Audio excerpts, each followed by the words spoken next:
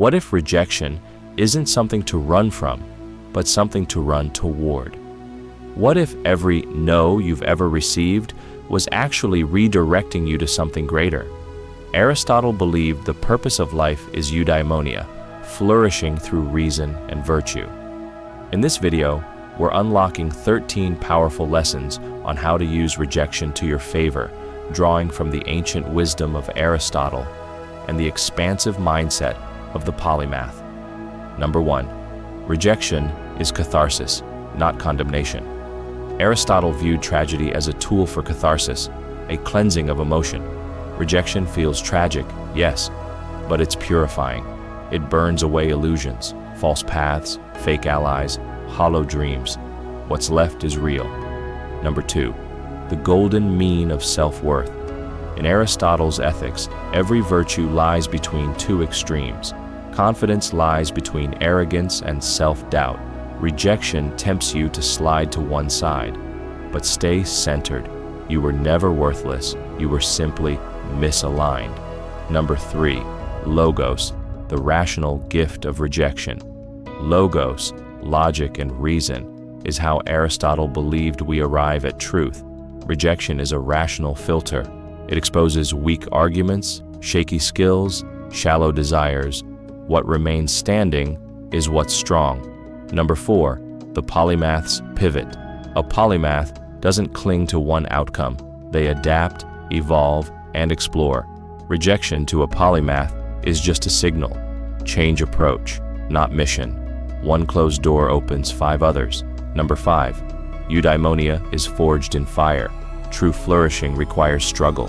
No hero becomes great without resistance. Rejection isn't failure. It's necessary tension that forges virtue. Each no is a rep in the gym of character. Number 6. Telos, finding your true direction.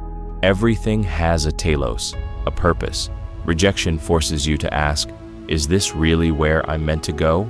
It's a compass, sometimes painful, but always directional. Number 7. Rejection builds. Ethos, your reputation. Ethos means character, credibility.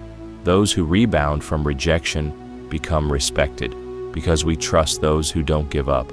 Rejection is a chisel. It shapes your story. Number 8. Polymathy trains, emotional flexibility. Rejection hurts, but emotional resilience comes from broad understanding. The polymath draws strength from psychology, philosophy, biology, even art. Don't just feel the pain, study it. Let knowledge regulate emotion. Number 9. Phronesis, practical wisdom from pain. Aristotle prized phronesis, practical wisdom. It doesn't come from books, it comes from life. Rejection teaches you timing, humility, discernment. One lesson at a time, it sculpts wisdom. Number 10. Reframe rejection, not a wall, but a mirror. Rejection often says more about the world than about you. It's not always your fault.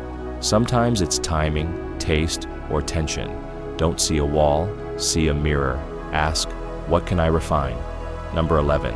The noble path requires resistance. Aristotle said excellence is not an act, but a habit. Habits are hard to form without hardship. The easy road is crowded. The rejected path is often the virtuous one. Stay on it. Number 12. Rejection as fuel for innovation. When Aristotle broke from Plato, many doubted him, but his rejection of one philosophy led to the creation of another. Innovators use rejection to build better systems. Let no become the spark for something entirely new. Number 13. Rejection creates an unstoppable narrative. Your story needs struggle. Your legacy needs conflict.